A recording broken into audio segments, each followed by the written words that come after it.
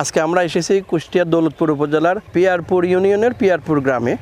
এখানে যশোর টেকসই প্রকল্পের আওতায় কৃষক শাহিন মিয়া মুখী কচু মেহেরচণ্ডী ভ্যারাইটি এটা চাষ করেছেন।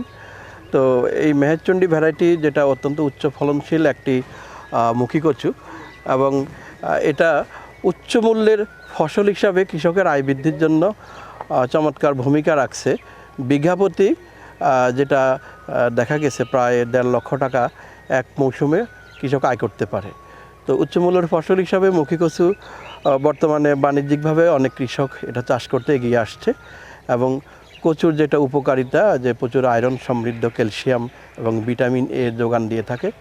তো পুষ্টিকর খাবার হিসাবে এই কচুর ব্যবহার দিন দিন আমাদের মানুষের মধ্যে জনপ্রিয় হচ্ছে এবং আমরা আশা করি যে এই সবজিটার চাষ আরও দিন দিন ছড়িয়ে পড়বে, যেটা কৃষকের আর্থসামাজিক উন্নয়নে এবং মানুষের পুষ্টির চাহিদা পূরণে যথেষ্ট ভূমিকা রাখবে বলে আমরা বিশ্বাস করি।